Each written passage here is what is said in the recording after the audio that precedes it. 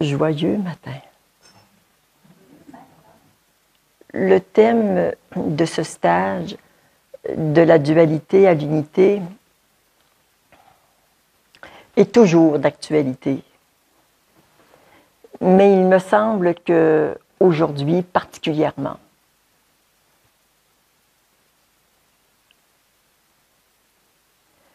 quand on voit autour de nous, dans les pays si peu lointains, où il y a de la guerre, de la souffrance énorme.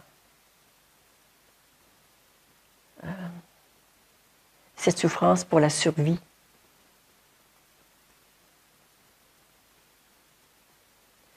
Et quand je vois plus près en France,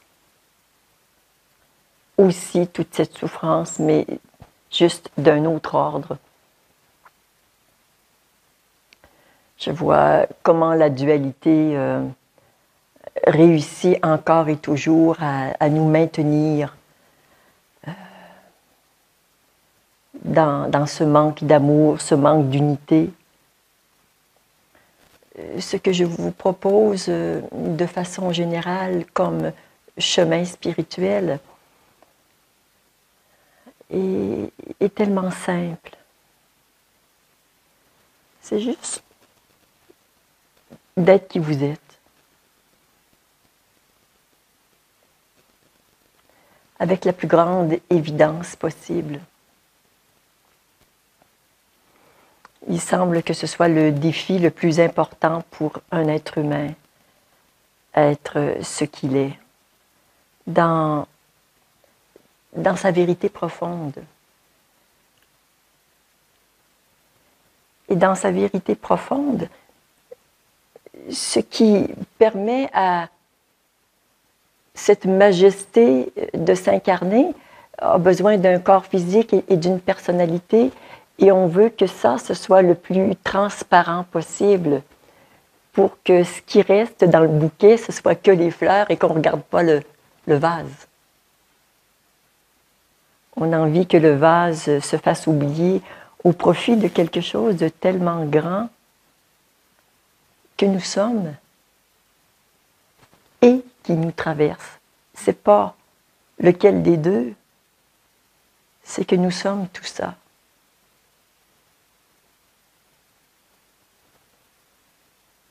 Nous sommes ce joyau, source d'amour, de conscience. Nous sommes l'élan qui lui permet de s'incarner sur Terre et nous sommes aussi, entre autres, ce corps, cet ego qui met tout ça en route. On est tout. Mais pour le mental, c'est un peu compliqué. On va donc lui demander de se reposer pendant 3 jours.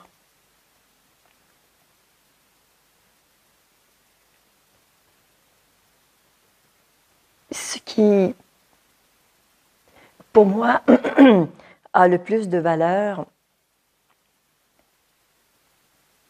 c'est de vous aider à faire l'expérience de qui vous êtes. Bien qu'il y aura évidemment quelques enseignements qui vont pointer dans la direction de où vous êtes, que vous puissiez en faire l'expérience et ce qu'il y a de plus convaincant.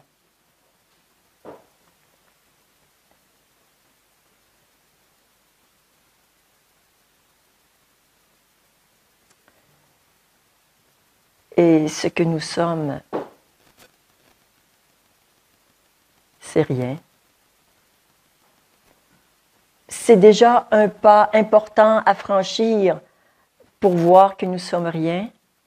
L'autre pas est quand même assez costaud, c'est je suis tout. Je suis tout, partout, en tout. Je suis tous les univers, tout ce qui existe. Et de vraiment le vivre dans ses cellules, dans son cœur et dans son esprit. Voilà le voyage que je propose.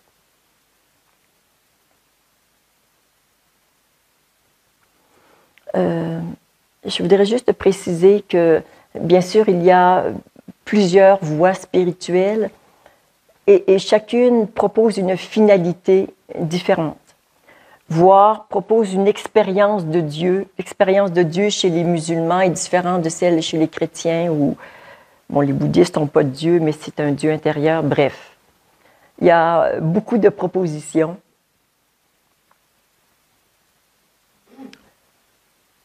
Qu'on ne choisit pas. On peut juste mettre de la conscience sur ce qui nous habite et ce qui nous fait vibrer. Et c'est ça qui choisit le chemin spirituel qu'on va emprunter. Ils sont tous bons. Ce qui est important, c'est de trouver le sien. J'ai trouvé le mien par hasard. Je voulais vaguement l'éveil, sans savoir ce que c'était, mais il me semblait que je voulais ça beaucoup.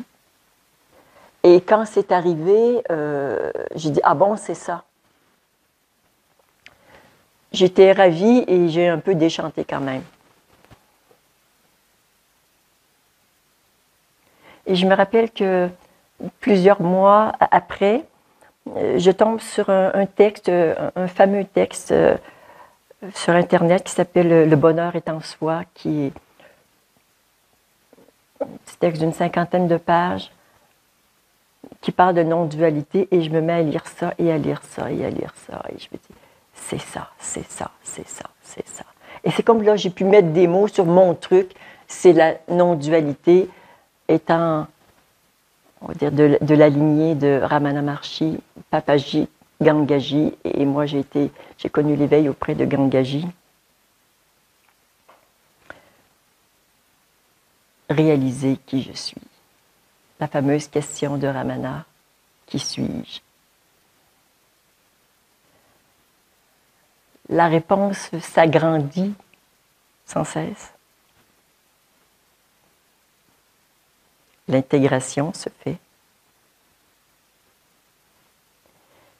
Et je sais que mon chemin n'est pas terminé et je m'en réjouis. J'ai, il y a une année à peu près, découvert une autre voie que je connaissais, mais peu et mal, celle des maîtres ascensionnés. J'avais lu la théosophie, Elena Blavatsky et tout ça. Ça m'avait parlé, puis c'est tombé. Et là, je redécouvre ça, ce chemin des maîtres ascensionnés. Et assez rapidement, je me suis sentie sur ce chemin aussi.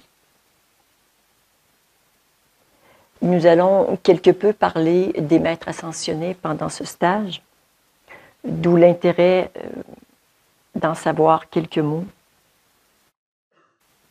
La métaphore que j'aime utiliser, c'est de dire que chaque individu peut être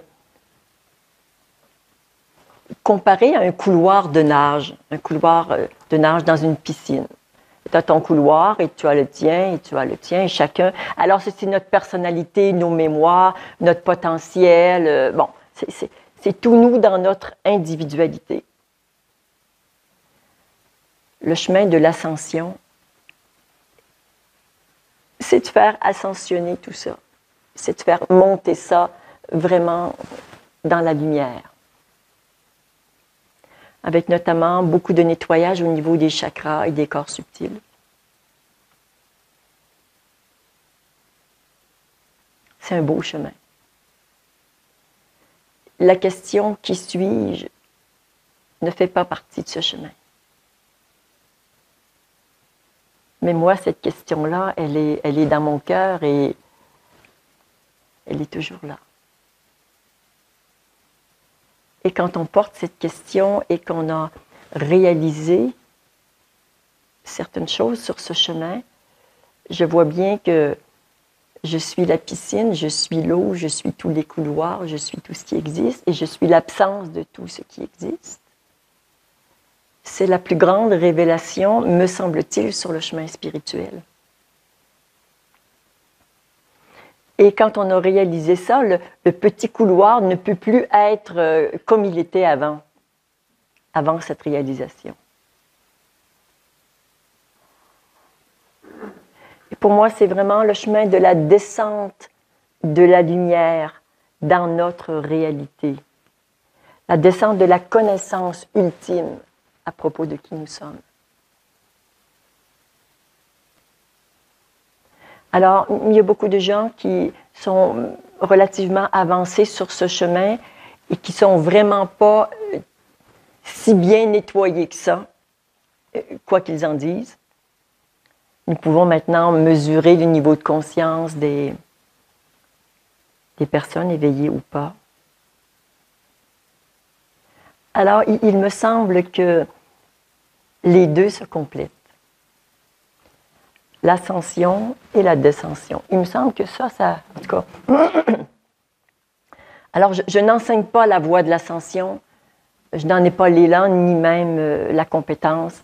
Je vous ai référé un site où vous pouvez avancer sur ce chemin. C'est magnifique. Mais le chemin de la réalisation, ça me parle. Jouer...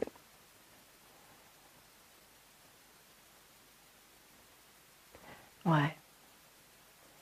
Être vivant sans se prendre au sérieux. Sans se coller d'identité. Je suis ce qui parle, je suis ce qui est parlé, je suis la parole, je suis tout. Et dans cet espace, il n'y a pas d'appropriation. Ça me traverse, mais ça me traverse de moi. Il n'y a pas quelque chose d'autre qui n'est pas moi qui me traverse.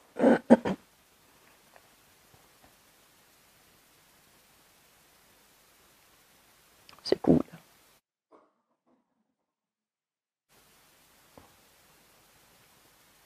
Le point de départ de la dualité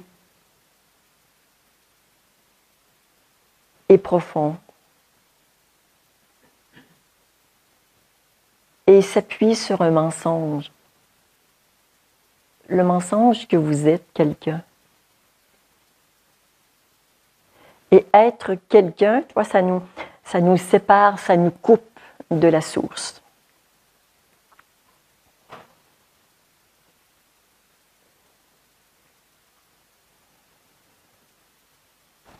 Être personne, c'est plus cool.